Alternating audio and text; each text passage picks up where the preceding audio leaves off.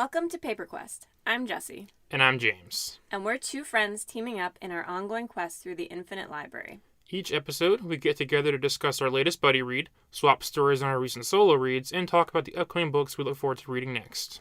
This is Paper Quest.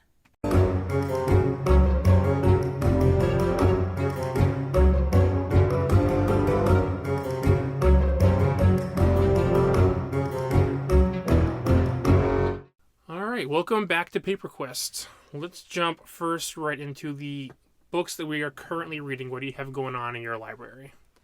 So I just finished reading Electric Idol by Katie Robert and Iron Widow by Shirin J. Zhao. And both of those I have reviewed in upcoming side quest episodes. I will just say Iron Widow had me swooning and screaming and it was just a really cool type of book that I had not read before. But jump over to those when they come out and check those out.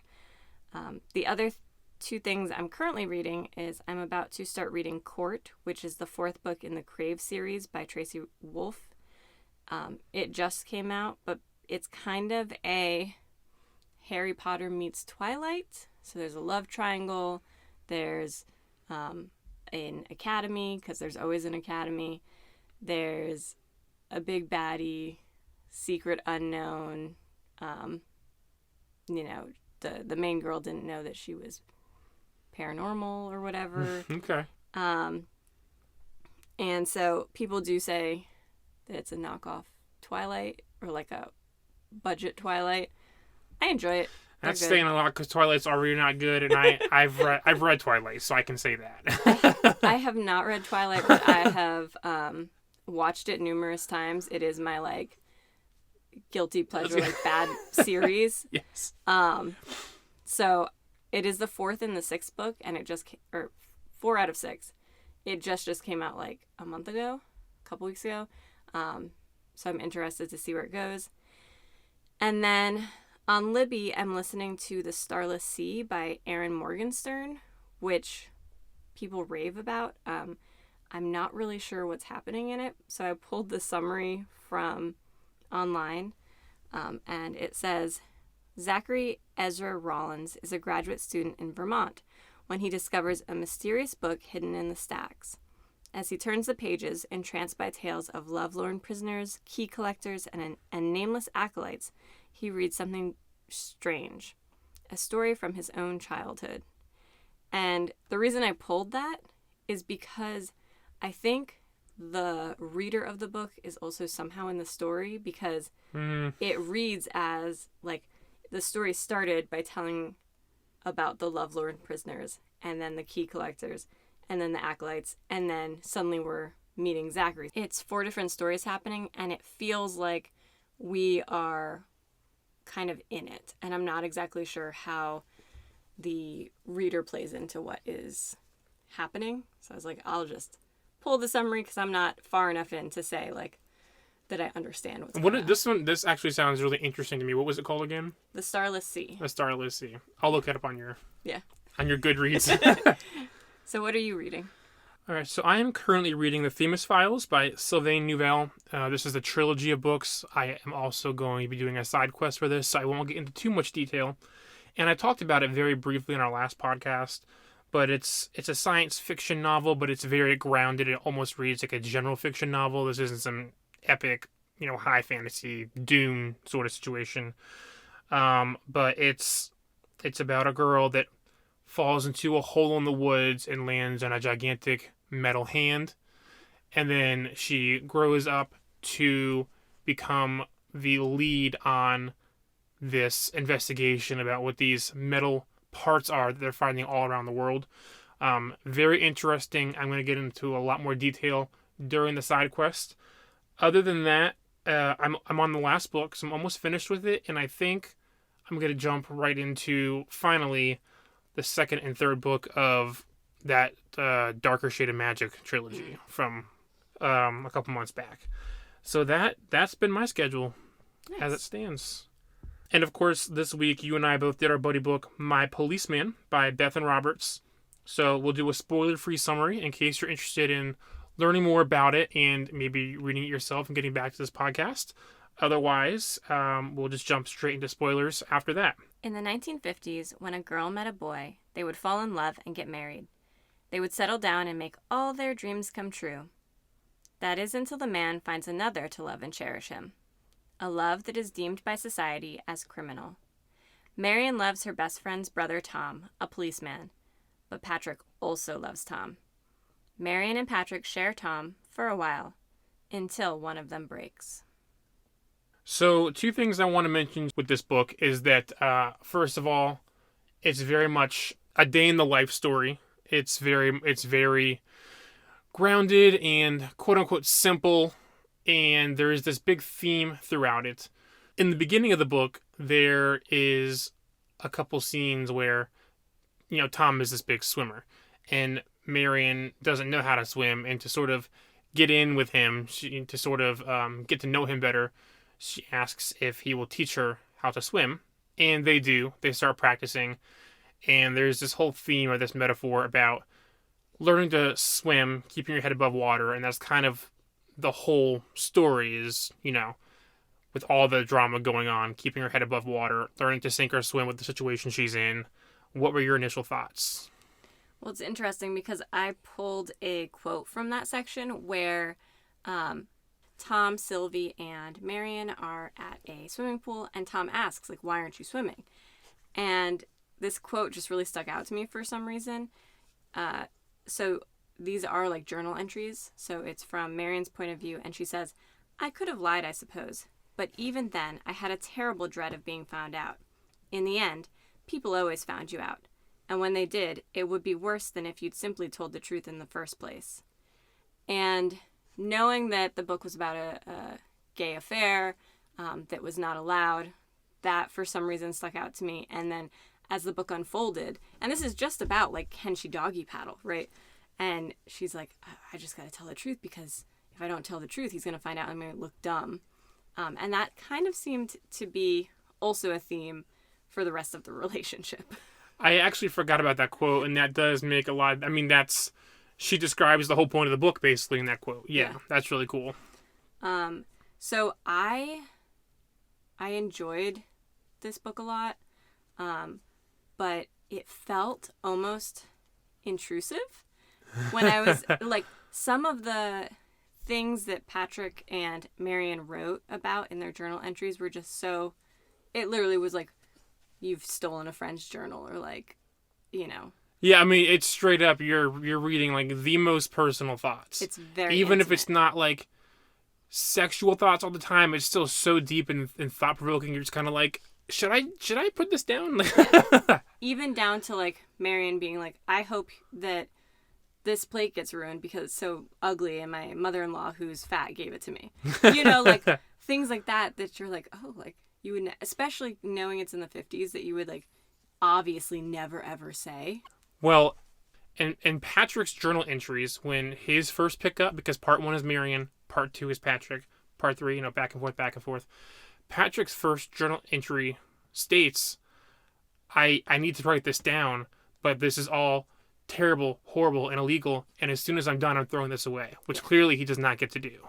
And so maybe we point that out. It was illegal to be gay for anyone to know that, or I guess it's being gay was illegal in the 50s. And if someone found you out or tattled on you, then you would go to jail. So everything has to be secret. Mm-hmm. And Tom understands that, and he, is a police officer, so that's even worse. He's quote unquote in the public eye. He's this big, burly, masculine, manly police officer, the kind that you would never suspect. So right.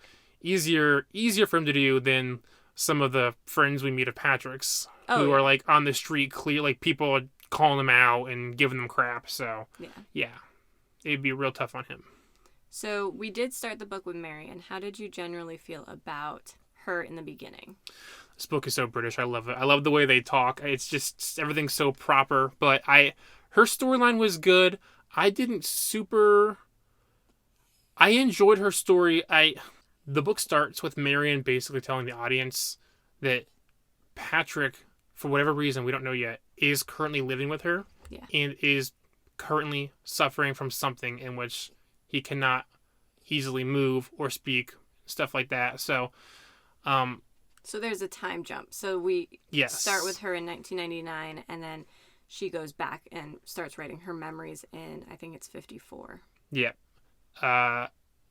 Her story was interesting because it starts off basically with her swooning over Tom and wanting to get with Tom, and so much time is spent on her feelings and how attracted she is to him, and you're just like, oh god, we know how this ends. It's so hard to watch. And it's not all about Tom. She has this whole storyline where her parents are giving her crap for the job that she wants to take on, and she's trying to be a school teacher. Well, the fact that she wants a job at all. Yes, and she does become a school teacher, and it's kind of funny to see how school worked back then and how prim and proper and how discipline worked. It's just like, oh god, this is not how school could ever be today.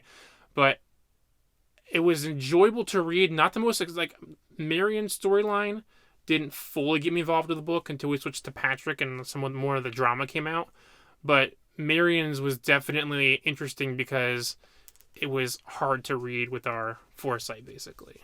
Yeah, and I think the general tone of the beginning was of the beginning of her story in the 50s was very intimate and very rose-colored glasses. Mm-hmm. Naive, young, which she was. She met Tom when she was 14 or 15, and at the time he was just Sylvie's big brother, and he was going off to war, and he was handsome, and he was just that first crush that a teenage girl has, and she was innocent through all of that. Mm-hmm. That puppy love, I guess. That's what it was. What about, do you want to talk briefly about Patrick's storyline? For a minute, I want to talk about Tom. Okay, yeah, we can do Tom. All right. Why was he so shit hot that these two people fell in love with him? Because he kind of seems like a jerk. Maybe we're not hearing it from his side. From my experience with British culture, especially with men versus women in that era, and just seeing how people used to speak and watching things like Downton Abbey, it kind of was just like how they talked and acted back then. I feel like it's just a very... Yeah, but his whole personality was he's a manly man who seems to want to just generally help people, right? Like he wants to be a police officer. He's very kind and helpful. And he likes to swim. But like that's it. That's his whole personality. I think a few things can be said. First, maybe... And he's a coward. Well, if we're going to give credit to the author, maybe it's sort of like, there's more we're not seeing, but this is a journal entry, so we're just hyper-focused on, like, what she's gleaning from the situation. Yeah.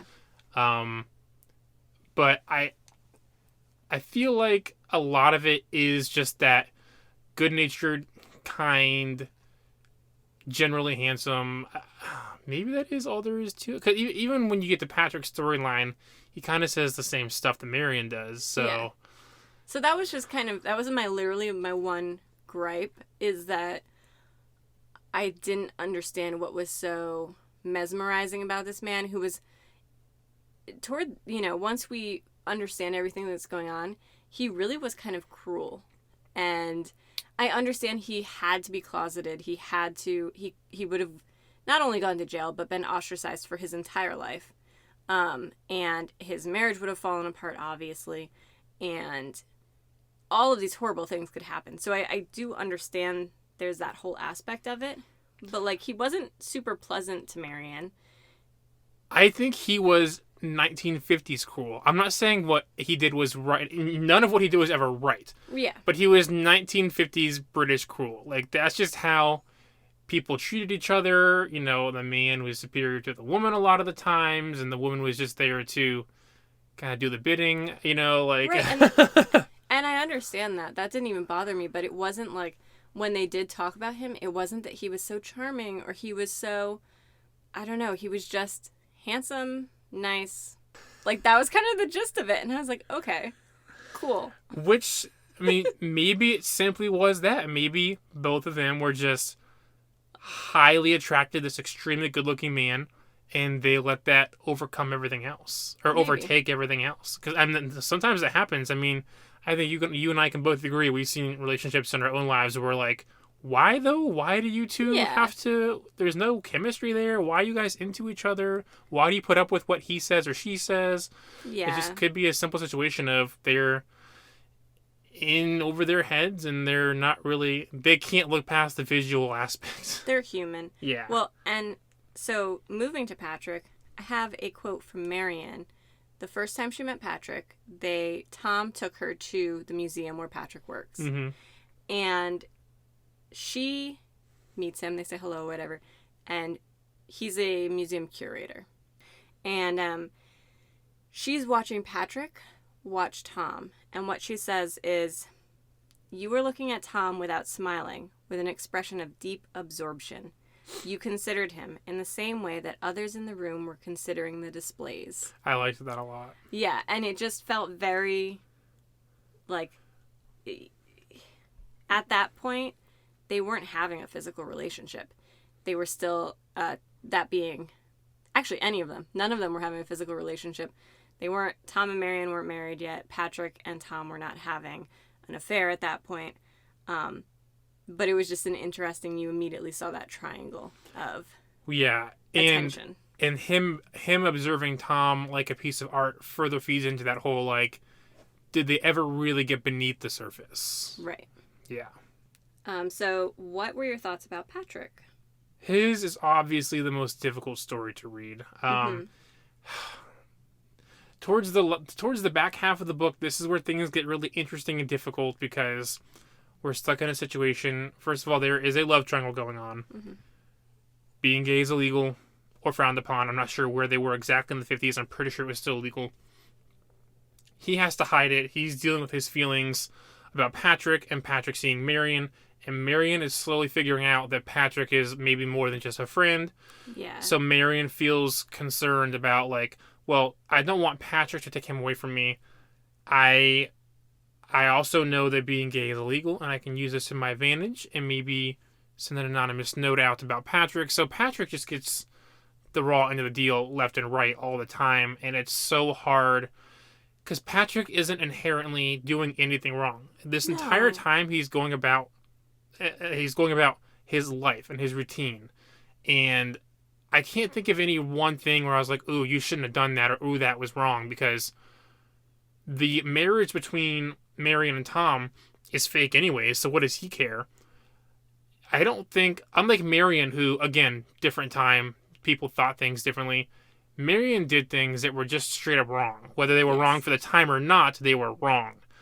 Patrick, to me, always came off as just a genuinely good guy through and through who didn't do anything wrong in the entire story as far as I'm concerned. Yeah, so Patrick sees Tom, meets him when there is a woman who, like, got hit by a bike or fell off a bike or something like that. And they meet, and he becomes enamored because Tom is so handsome.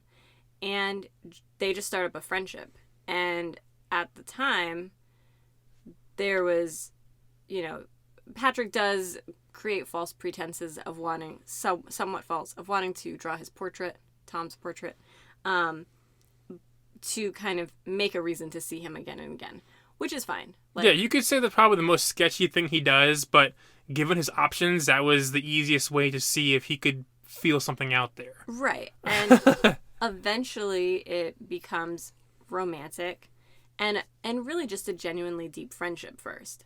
And, they become involved, and really Tom is the one who doesn't tell his wife. He already knows he's having this relationship and chooses to marry Marion.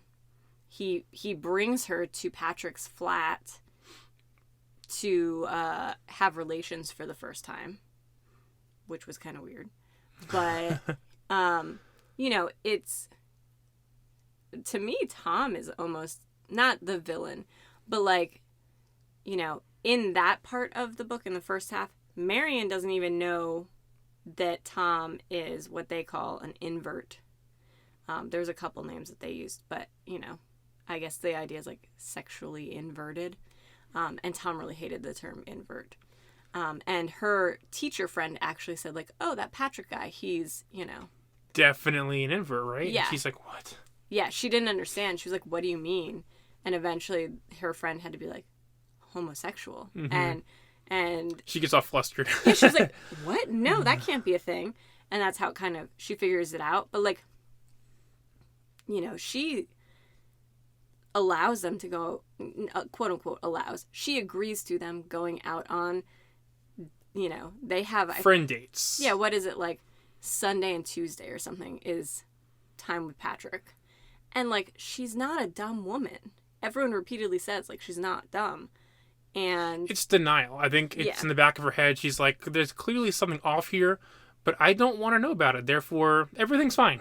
Yeah, and it wasn't until, like, possibly a couple years into, maybe a year, I don't know, the timeline is a little blurry, but a while into her marriage that she goes, first of all, my husband and I are only having intercourse once a month.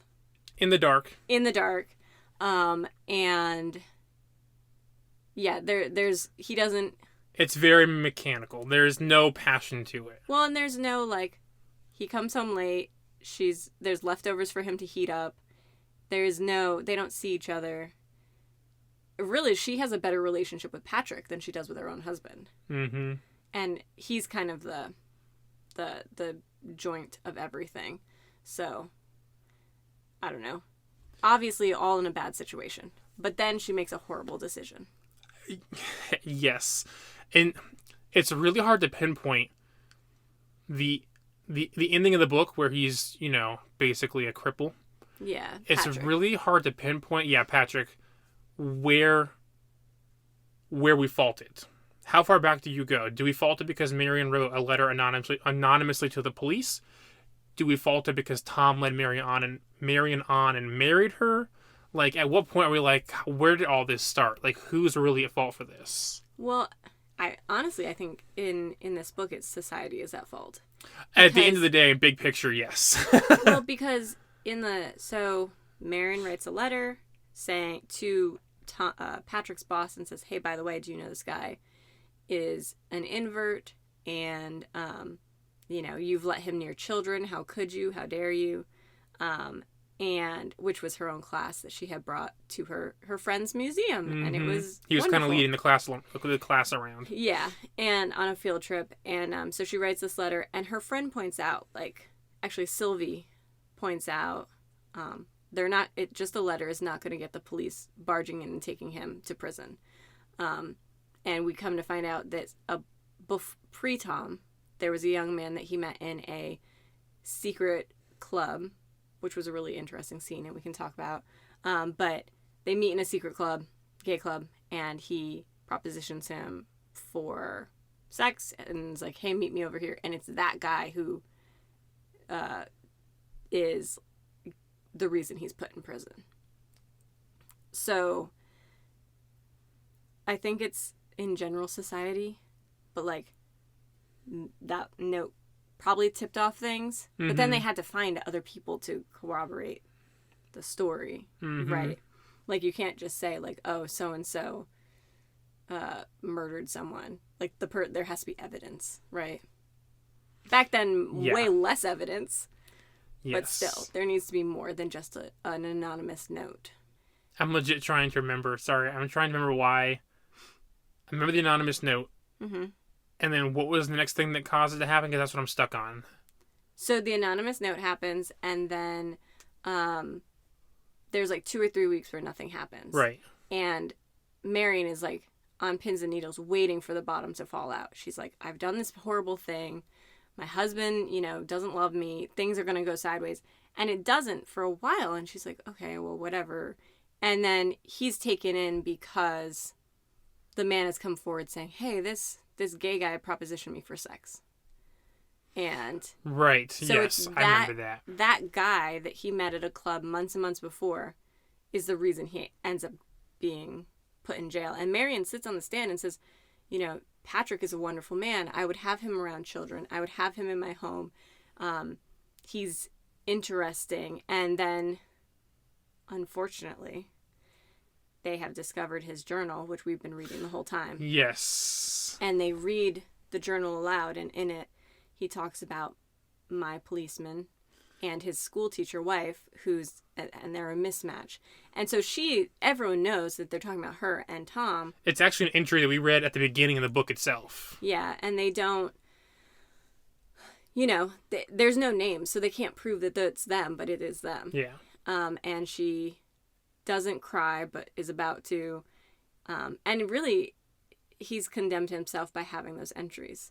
And so he's put in jail for a long time and serves his sentence and gets out and goes on and lives his life. And Tom never contacts him again and doesn't see him again until Marion reaches out to him, finds out he's had strokes, and brings him into their home to basically live the rest of his life. Well, and that happens because of what happens in prison, where he starts confessing his love to a man. And like, okay, maybe you should stop talking now. And he keeps going and going and going. And then he just gets beaten to hell. Yeah. And from there, it all spins out of control. Yeah. So he is in jail. He gets beaten. I presume he goes back and lives some time with his mother and is cared for. And then he has a second stroke. And then he moves in with Tom and Marion. Yeah, because again, the timeline isn't super specific, but there's a point where Marion mentions she's like 70-something by the time she's writing her portion of this book, the journal entry. So, and Patrick is 85. And the present day, I guess we can call it, when she's writing the journal entry, she's the only one taking care of Patrick. Tom is always downstairs avoiding the subject and avoiding talking to him. Tom won't even look at him. Tom doesn't understand why Patrick is even there. And he just leaves. He's gone all day and all night. And at one point, Marion is writing these past journal entries to be read to Patrick. Mm-hmm. And is confessing her possible, part in getting him convicted. Yeah, her role in all of it. And how she's seen things. And at one point, she says that she confronted Tom after, Patrick had been gone. And Tom was just she was like, where are you all the time? You're retired. What are you doing or whatever? And he's just like, I'm out having sex with people. Lots of different people. What do you want from me? And I think really he just was, off the rails. He was like, I'm just going to go live my life. And this woman is here. She cooks me some food. But, they had separate lives at that point. When you really put yourself in Patrick's shoes and just knowing that you're living in the house of the person you love, you can't move or speak or go to the bathroom on your own, and you're living in this bed for decades with the man you love. I don't think it was that long. I don't know. I mean, at least 10 years, if not more. They seemed like they were really long-term taking care of him. I don't think so, based on because the present-day ones have dates, and I think it was only, a year till he was dying. They decided, he shouldn't be in a nursing home. They want him to be among friends. So I don't think it was decades. I think it was months. I'd have to revisit that. That's very unclear. Even with that, even if it was just a year, the fact that you're living with a man you've loved, who loved you so deeply. And you're just ignored the entire time. And is also the reason that you're or not the reason, but the catalyst for you being where you are at this time in your life. All three of them have a reason to hate their entire situation in present day. They've all just, it's a disaster. It's just, you only get one life, and this is what it is now, and you're all stuck with each other, and it's just so hard to read. I was reading, I was like, this really sucks. It's, it's hard to read, whatever. And then I thought about it, and I'm just like, man, they all just unintentionally ruined each other. Yeah. It's so hard when you really take the time to put yourself in each of their separate minds. It's hard to read.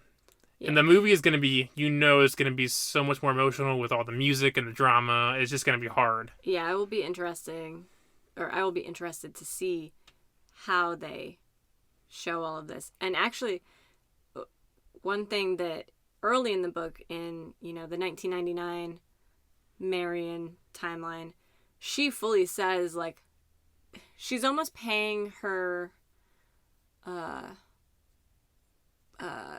can't think of the word, but she's, like, trying to apologize by taking... She's making her dues for what she did. Yeah, by taking such good care of him. She literally, in one line, and it, like, took me aback, but she was like, it's okay that I, have to, like, clean your private area and have to, like, deal with your poop and feed you, and it's okay. Like, we're gonna get through this. And I'm like, yo. The guilt she must have experienced knowing that she was the catalyst with that letter. I mean, she'll probably do anything at this point. Yeah. Like, I can't imagine. She ruined his life, basically. And really her own. Like, they could have just been a triangle. No, she wouldn't. And actually, she says she was making money. They could have got divorced. Very true. She said it. She's like, I could just leave Tom, but I love him too much. And again, I'm like, what is this Tom? Like, why is he so amazing? Because it just wasn't coming out. Once they're really, like, I get the infatuation when you can't have him and you're still trying the dating scene. But once we get into it a few years and we see, like, the home life and how he's clearly not passionate with her and things they just kind of go about their day. At some point she has to think, like, maybe this isn't the right call here. But she's just too into it. Well, and also, she strikes up a friendship with a fellow teacher, Julie, and Julie's the one that's like, hey, that Patrick guy might be gay. And I think she had a very innocent, but, like, I think in the end she had a girl crush on Julie. Because Julie says, like, by the way, I'm also. And don't tell anyone, and kind of runs away. But she, for the rest of her life, sends letters and emails or whatever they were doing to Julie, pouring out her heart, saying, like, not only apologizing, but, like, just telling her what's going on in her life. And Julie would just send back, like, great, like, I'm working here. Like, nothing, just very perfunctory, like, the required amount of response. So you think there might have been something there? I think once she realized, like, Tom can be happy with Patrick. I'm happy doing these things. This person makes me happy. I think maybe there was not, like, that she would ever have a romantic relationship, because I don't think that she could wrap her mind around that. But more she has someone that made her happy, even if it was more in a sisterly or friendly way. So, yeah. I mean, yeah, she probably just wanted someone she could have actual conversations with and talk about this with, because that wasn't coming from Tom anymore at this point. Well, and no one really was, like, deeply affectionate with her. She just wanted love. None of these characters, unless it was off screen, had many friends throughout their life to begin with. It was very, like, I would say Patrick had the most, because he had, like, his circles in the club and stuff. But how much of those were true friendships, I don't know. But none of them lived extremely outgoing lives, it seemed like. No. And I do want to jump back to the club. Patrick's club. Okay. So that was really interesting to me. Obviously, we've already said and we know that you could not be openly gay. If you were, if anyone noticed and they could convict you, you would go to prison, like what happened to Patrick. So there's a scene where he's trying to get Tom out of his head, and he starts thinking, actually, I don't think we've mentioned, Patrick had a serious relationship. Mm-hmm. And that person was found out, or possibly found out, and couldn't live this secret life, this double life, and committed suicide. And that was obviously very traumatic for Patrick. And so he hadn't been to the club since that person died, whose name I cannot remember. I can't. You're fine. I can't either. And so he goes to the club, has a few drinks, and is basically, like, on the prowl. And he talks a little bit about the Duchess and who's, like, the bartender, and then there's like two women, old women who maybe own the place or at least work there. And it was a very like, it made me think of like a speakeasy. Like it was a forbidden, hidden place. You know, he's like looking over his shoulder before he even enters, making sure no one sees him. He talks about how he was glad it was raining because he had a big umbrella so that people couldn't see his face. And he gets in there and, you know, is just looking around like, who's here? And like, oh, I remember that guy. He had a great party, or we watched him dance and it was beautiful and things like that. And I just thought it was a very interesting part that I guess I haven't read a lot about that type of having to hide your life. I don't know. It took me a second to realize that the Duchess was just a man dressing as a girl. Yeah. I was like, okay, so there's like females working at this bar. It's like, oh, wait, no, I think they're, yeah. So one thing that, because I, like we were talking about, you know, it's frowned upon, illegal, etc. But I think there was a scene where the Duchess, like, he is out in public and some straight man or a straight man sees him. He was wearing like rouge. Calls him out. Yeah. Yeah, he was wearing makeup or whatever. And I was like, okay, interesting. Because at that point, he's clearly letting the world know that he's gay. But I guess it's okay to walk around like that. They just need proof that you're physically doing something. Yeah. If they can't get any proof, you're not going to prison. Yeah. But, you know, in the same way that you can walk around wearing a clown nose today, people are going to look at you sideways. Yeah. Right? But, like, not illegal. Yeah. You're just weird. And it was the same then. Like, that guy's weird. We're not going to associate with him. We're going to pull our children closer to us when he walks by, type of thing. But it's not against the law. Yeah. You know?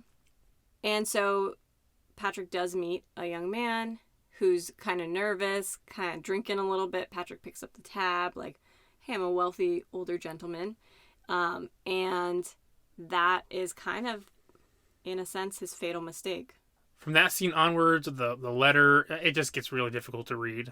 Well, and another kind of, not hidden, but another section from Patrick's point of view that was really telling and interesting was Tom does come over, and they do have a night together, and Tom then disappears for like a month and is like, you know, we can't do this. I'm not coming over. And then he comes back after a month and knocks on the door and says, like, I'm here to tell you we're not doing this again. And then he spends the night. Mm-hmm. And there was just something interesting. Like, Tom was clearly fighting his feelings and trying to be the man he's supposed to be versus the man that he actually is. Well, there was also that... I'm trying to remember where in the book this took place, because I finished this a couple weeks ago. But there is that moment where Marion learns that they're going to go on a trip together. To Venice. Mm-hmm. And I'm like, well, if that doesn't make it extremely obvious, I don't know what more to tell you. Cause... Yeah. So Marion finds out they're going to Venice, and she loses her shit. Mm-hmm. She goes home, and she decides she's going to find whatever the thing is. Find some piece of evidence. Evidence to prove that he's gay or doing something in general. Yeah, so she rips apart all of Tom's clothes. She pulls everything out of the drawers, everything out of the closet, and she's deeply offended and crying. And he comes in and is like, what are you doing? And she's like, you're going to Venice with Patrick. And he's like, I am. I just found out yesterday. I was going to talk to you about it today, but I hadn't seen you yet or whatever because they're on opposite schedules. And he's like, she talks about it in him going into like interrogation mode or like police officer mode, mm-hmm. where he's just like cool as a cucumber. Like, you're crazy. I guess today we might call it gaslighting, right? Is that the right term? Where you're like, yes. What, a friend can't just go and have a trip? He's going for work. I'm going, you know, what are you talking about? You're crazy. And then she calms down a little bit. He's folding the clothes, putting everything away, and he's just like, so are we having fish and chips for dinner? Like, or whatever it was. He was like, so when are you cooking? 'Cause... And, I mean, he legitimately was going to tell her. He actually truly was just getting ready to tell her that he just... Because she learned from Patrick first, and Patrick was like, oh, he didn't tell you yet? And they hadn't seen each other, so... But he's trying. I think deep down he knows he should say more, but he's trying to make it seem so casual and normal and non-romantic that the easiest thing to do is just to be like, oh yeah, Well, friend trip. What's for dinner? and then that brings on her writing the letter because he packs and unpacks for the whole week before. And then he slips in his wedding tux into his travel case. And she realizes it's gone. And she realizes that means something. That's important to them. Like, it's not like you just wear your wedding suit on a Tuesday, right? Mm-hmm. And so she starts envisioning them in a gondola at night, which they were. They and sure were. all of these things. And the day they left for Venice, she writes that letter, anonymous letter. And without, she says, I forget the phrasing, but basically like, I didn't let myself think. And I put it in the mailbox. So maybe they shouldn't have gone to Venice and everything would have been different. But very interesting. I think it was Patrick who straight up tried to convince him to just live in Venice. Like, they just weren't going to come home. Well, because they talk about, like, Patrick mentions, like, yeah, we can just be here in Europe and no one cares. And he's like, no, I have Marion and I have a respectable job and I need to go back. What are you talking about? So, yeah, that was all really interesting. And it's funny because in Marion's 1999, talking, she's like, I went to Venice a few years ago. I didn't tell Tom I went. That's one of those words we never talk about. Like, they're just things we don't say. We don't say invert, which no one would say that in 99 anyway, but we don't say invert. We don't say, we don't talk about what he does at night, and we don't talk about Venice. Mm-hmm. So that's a really sad marriage, honestly. And they live separate lives, and it's kind of awful to think about. There's probably tons of people who are living like that now. Did you have a favorite part of the book? For me, I liked the lead up for Patrick learning about Tom, or them learning about each other.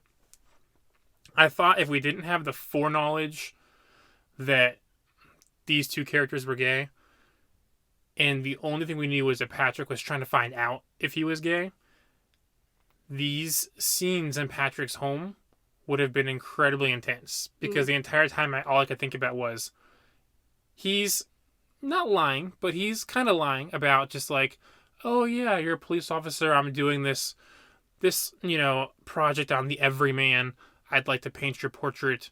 Come to my studio. It's for an art project, which straight up doesn't exist. And he just lets this potentially straight policeman, of all people that you should invite into your home, a policeman, and he's sketching and painting him every other day or something like that. And that was really intense because even knowing what was going to happen by the end of the book, I was waiting for him to like deny that he was gay and something really bad happened. And it was just a really good, intense scene. Well, and there was a point where Patrick does, I think he touches his neck or his arm or something, and it's too much, and Tom stands up, and Patrick is saying, like, he's going to hit me now, and he's like, I closed my eyes, and I just waited for the hit, and it never came, and I truly thought, like, he might attack him in that moment. I was like, oh my gosh, like, this is, very intense. I can't. Those scenes are my favorite because I liked it from the romantic portion because I knew they would learn about each other. So it's kind of fun to see how it went. But I was like, will there be a struggle before they realize they're both into each other? So that was an intense part of the book. I think my favorite parts were actually Marion and Patrick's interactions because I kind of perceived that Patrick looked at Marion as a friend. And I think Patrick may have thought that just Marion was, like, okay with the situation. Like... she was in on it or something. Yeah, like, she didn't mind type of thing. And he would, like, take them to the opera and they'd all, do this. And sometimes they would, like, look at each other like, oh, he's being sensitive. Or, like, she said that she thought moms could work. And Tom was like, no, you will stay home. And Patrick was like, excuse me, like, no, I think Marion's right. And I think there were a lot of things where, like, if it was another time and place and Tom didn't exist, they could have just been best friends. Oh, they definitely, I I think they kind of were. They just both knew subconsciously that something was off. Mm-hmm. But these two, in any other circumstance, would have gotten along great. Yeah. And that's kind of sad, too. Because I think, I just think there's a lot of missed opportunity and a lot of sadness. I mean, just the scene alone where she was like, yeah, what a great collaborative project. Like, you're a curator, you have this art thing going on, I can bring my students over, and we can just work together on this. Like, if Patrick were straight, and maybe Patrick and Marion could have been a thing, Yeah. Like, they got along really well. Yeah. Well, and given the way the book describes it, Patrick ain't exactly ugly either. Like, no. He's apparently extremely attractive, wealthy enough that he pays for a lot of things.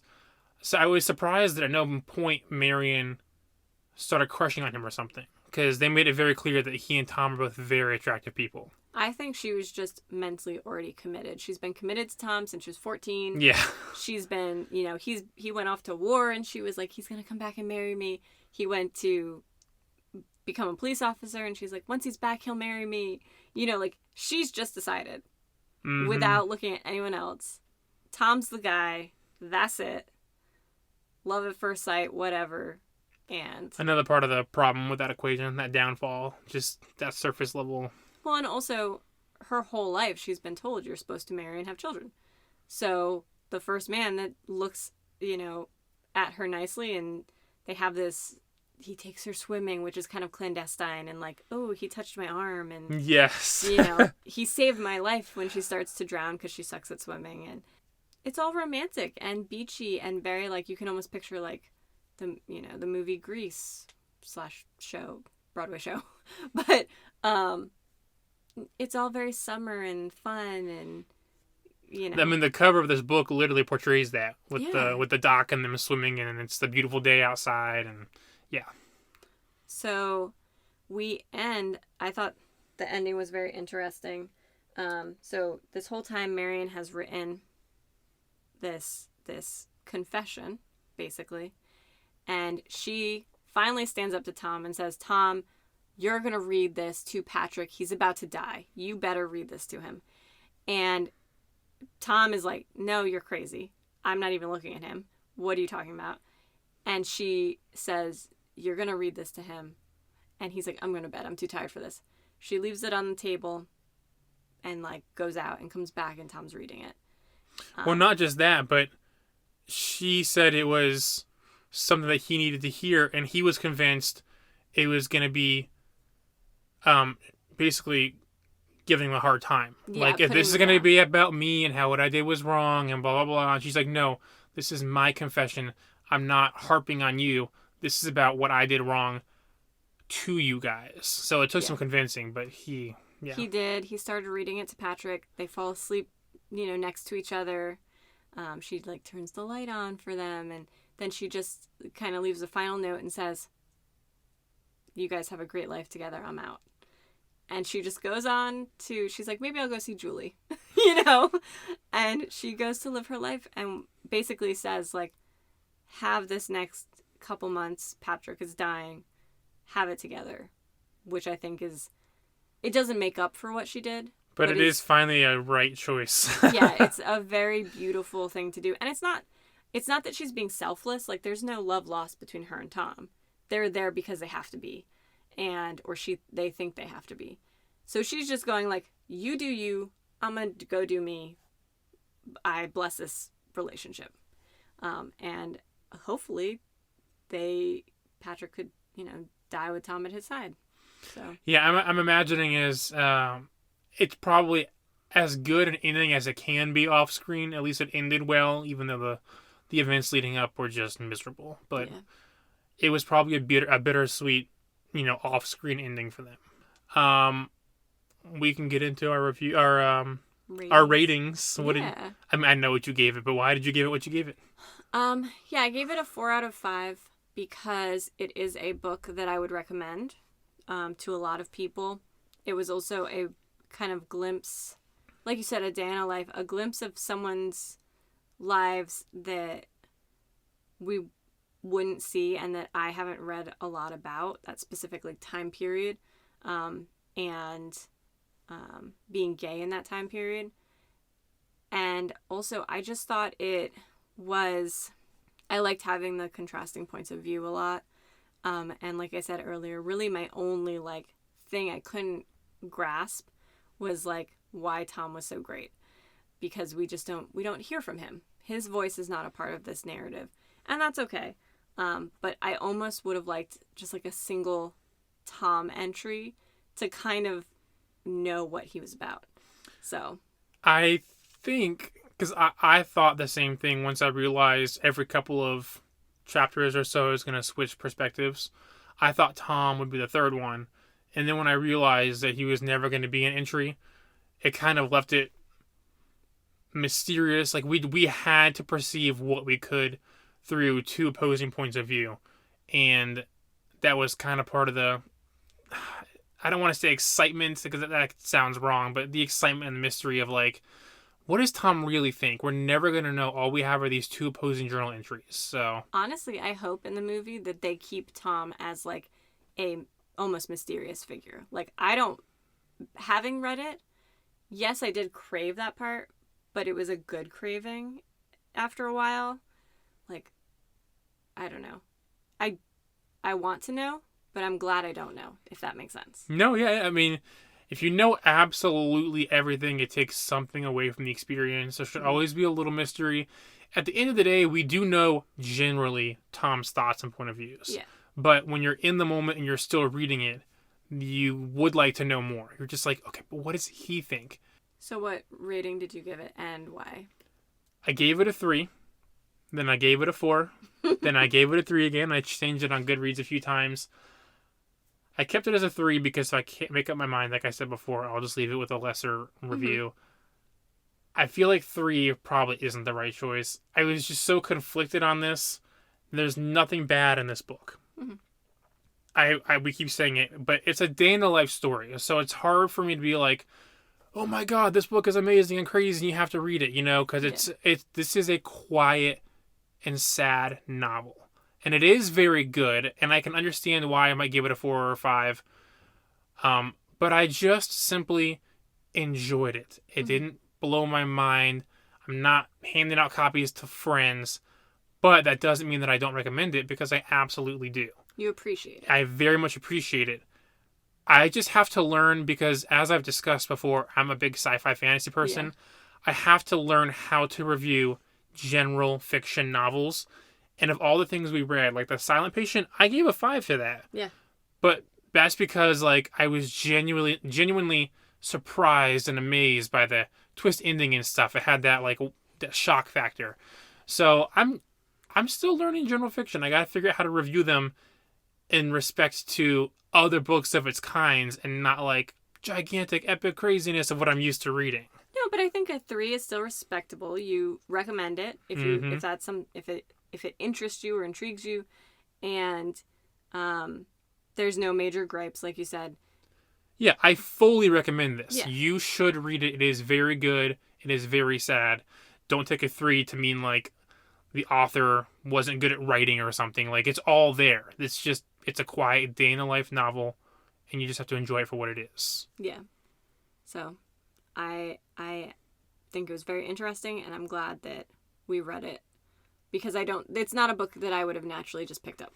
Yeah, without a doubt, I'm very glad that I read it. It will stick in my mind for a while. I'm sure we'll probably try seeing the movie together. Yes. That'll be really interesting. It's going to be very hard to watch, knowing what's going to happen. It's just going to be...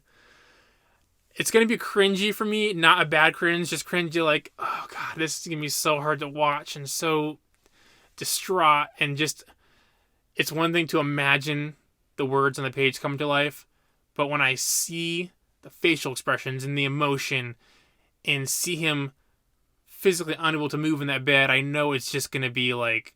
It's going to be hard. It's going to be like a hard probably 2 hours, hour and a half. But for our next book, we are reading The Midnight Library by Matt Haig. And I actually have already read it and finished it. I'm very excited for you to read it and finish it. It is, I would call it a contemporary fantasy. Would you call Piranesi? Is that the similar vibe? Yeah. Okay. But Yeah, my goal. So you read that in less than 24 hours. Yeah, you read it like yesterday or something. Yeah. And I'm getting ready. I am finishing up the Themis Files. I'm on the last book. They're really short books, so I'm gonna finish that, do my solo side quest review on that, and then jump into the Midnight Library, which I know actually nothing about. So this will be a very interesting new discovery. Yeah, I'm excited to hear your thoughts. So until next time. We have our $1 Patreon and our Facebook at Paper Quest Podcast. Please rate and subscribe wherever you're listening to this podcast. And you can also follow us on Instagram and YouTube at Paper Quest Podcast. Leave us a comment so we know what books you're reading and what you'd like us to read in the future. Until next time. Bye. Bye.